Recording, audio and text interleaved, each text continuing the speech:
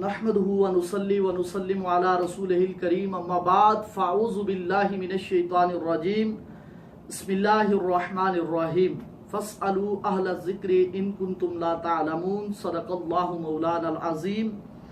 बिबरकति इन्नल्लाह व मलाइकतहु युसल्लूना अलन नबिय्य या अय्युहल्लज़ीना आमनू सल्लु अलैहि व सल्लिमू तस्लीमा अल्लाहुम्मा सल्लि अला सय्यिदिना व मौलाना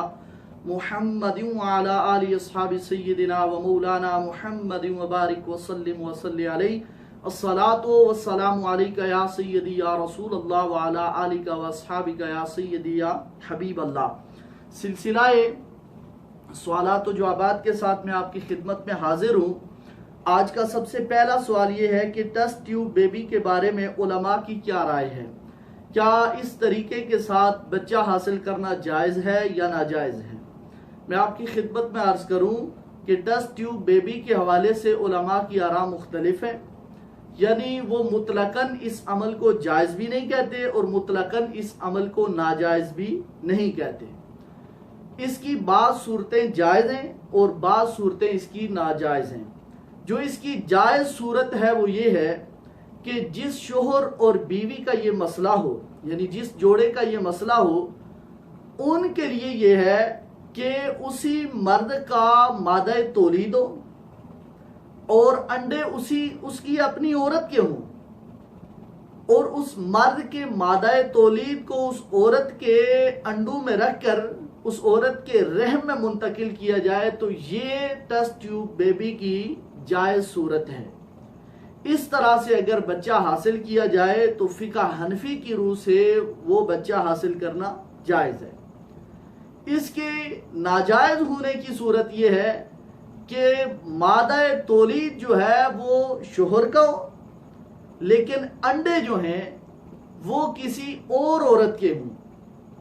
उसकी अपनी बीवी के ना हो बल्कि किसी और औरत के हों, और मर्द के मादा तौलीद को किसी और औरत के अंडों में रखकर उसकी अपनी बीवी के रहम में मुंतकिल किए जाएं, तो ये सूरत उसके लिए जायज़ नहीं है। या फिर मादा तौलीद किसी और मर्द का हो तो अंडे उसकी अपनी औरत के हों, तो फिर उसकी औरत के अंदर वो उसकी औरत के रहम में वो मादा तौलीद उसके अंडों में रखकर उसके रहम में मुंतकिल किया जाए, तो ये जिना की सूरत है, यानी ये मुतलकन जिना है, ऐसा करना जायज़ नहीं है। लेकिन जो जवाज़ की सूरत है वो मैं आपको बता चुका हूँ कि जिस जोड़े का ये मसला हो, जिस शोहर और बीवी का ये मसला हो, उसी शोहर का मादा तौलीद हो और अंडे भी उसकी अपनी औरत के हों, उसके मादा तौलीद को उसके अंडों में रखकर उसकी अपनी बीवी के रहम में मुंतकिल किया जाए, तो इस तरीके से बच्चा हासिल करना जायज़ है, इसमें शरन कोई हर्ज नहीं है। दूसरा सवाल ये है कि ज़ब्ते तौलीद के हवाले से शरीयत मुताहरा का क्या हुक्म है। क्या बर्थ कंट्रोल यानी ज़ब्ते तौलीद का अमल जायज़ है या नाजायज़ है। जी, इसकी भी बाज़ सूरतें जायज़ हैं और बाज़ सूरतें इसकी नाजायज़ है। जो इसकी जवाज़ की सूरत है वो ये है कि बच्चों के कसरत पैदाइश की वजह से अगर बीवी की सेहत को मसला हो, यानी बीवी अक्सर बीमार रहती हो या फिर कसरत पैदाइश की वजह से उसकी जान को ख़तरा हो और किसी माहिर डॉक्टर ने उसको लिख के दे दिया हो कि अब अगर मज़ीद बच्चे की पैदाइश हुई तो ये तेरे जान के लिए क्या होगा, ख़तरा होगा, तो इस सूरत में ज़ब्ते तौलीद का अमल जायज़ होगा। और उसका तरीका जो है ये तो कदीम है, लेकिन इसके आजकल जो मुरव्वजा तरीके हैं वो सब के सब मॉडर्न हैं, जदीद तरीके हैं, लेकिन ये अमल जो है ये कदीमी दौर से चला आ रहा है और कदीमी ज़माने में इसको अज़ल कहा जाता था। और उसका तरीका ये था कि मर्द अपनी बीवी के साथ करता हम बिस्तरी, जब इंजाल का वक़्त आता तो मर्द जो था, शोहर जो था, वो अपने आला तनासल को बाहर निकाल लेता था और मनी का इखराज बाहर होता था। तो इस तरीके से ज़ब्ते तौलीद का अमल, जिसको अज़ल कहा जाता है, वो किया जाता था। लेकिन आज के ज़माने में इसके लिए मुख्तलिफ आलात इस्तेमाल किए जाते हैं, जिस तरह कंडोम वगैरह, تو یہ ساری صورتیں جائز تو ہیں، لیکن علماء کرام نے اس کے ساتھ جو مرتب ہونے والے جو نقصانات ہیں ان کو بھی ذکر کیا ہے.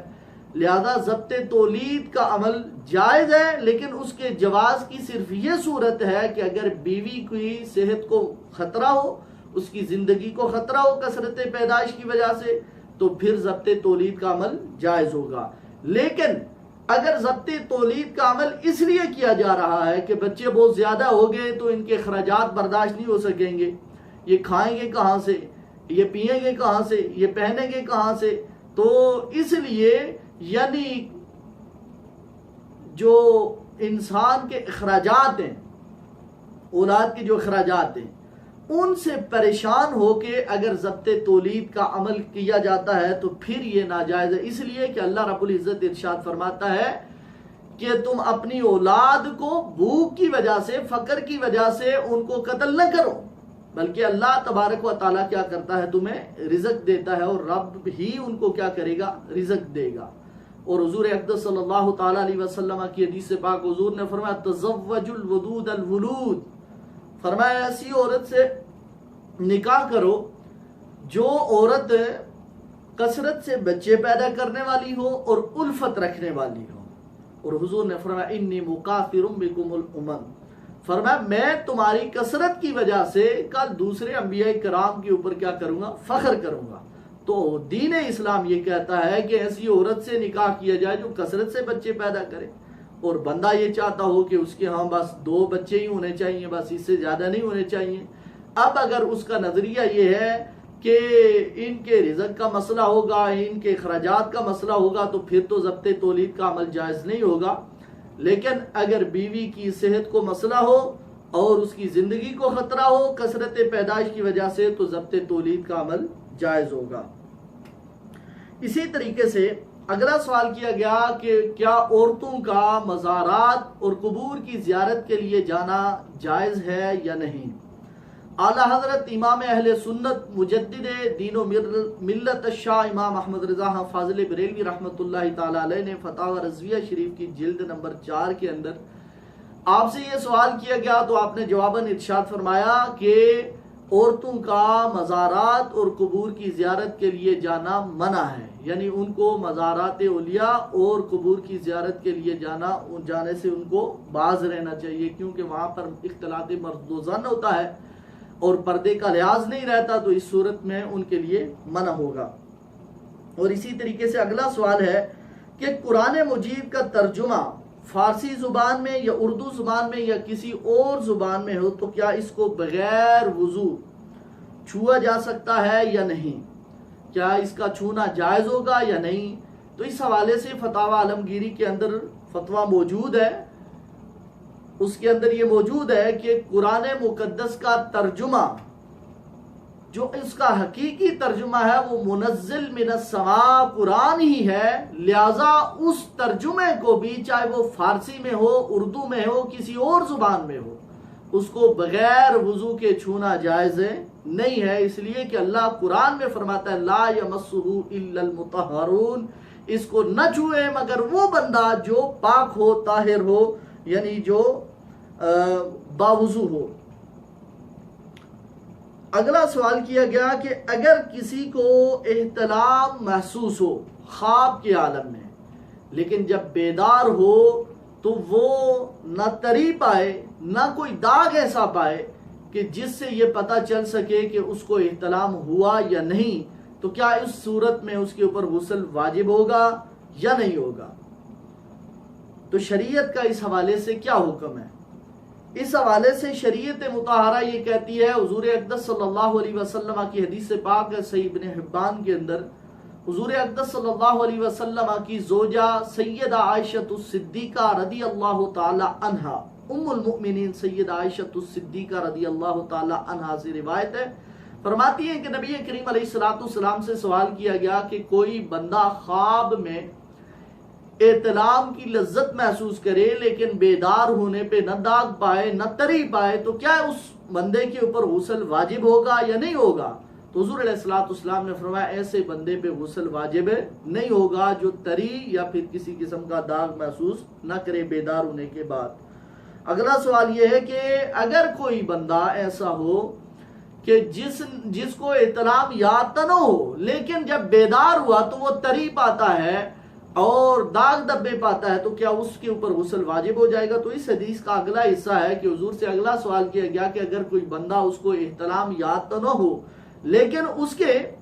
اثرات کو یعنی تری کو وہ پاتا ہو، تو کیا اس صورت میں اس کے اوپر غسل واجب ہوگا؟ تو حضور علیہ السلام نے فرمایا اس کے اوپر غسل واجب ہو جائے گا، اس کو غسل کر لینا چاہیے۔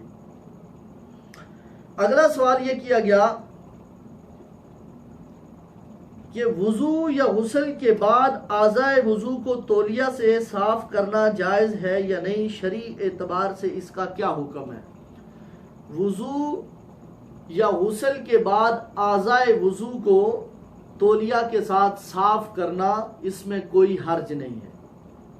کتاب الاثار کے اندر حضرت انس رضی اللہ تعالی عنہ سے روایت موجود ہے، نبی کریم علیہ السلام کی خدمت میں عرض کی گئی، حضور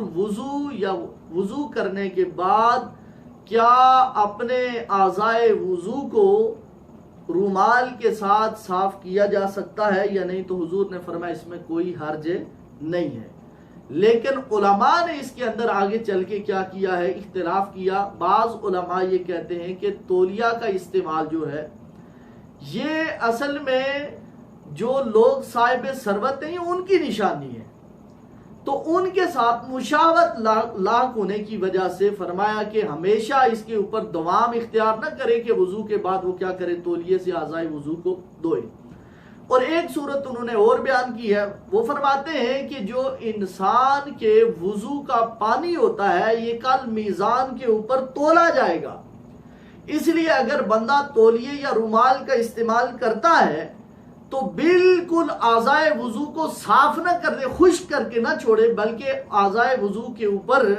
وضو کے پانی کا کچھ اثرات باقی رہنے دے، تاکہ کل قیامت کے دن میزان کے اوپر اس کا یہ پانی جب تولا جائے تو یہ اس کے نیکیوں میں اضافے کا سبب بنے۔ یہ سوالات آج کے تھے اور میں نے اس کے جوابات آپ کی خدمت میں عرض کر دیے ہیں۔ اللہ رب العزت کی بارگاہ میں دعا ہے کہ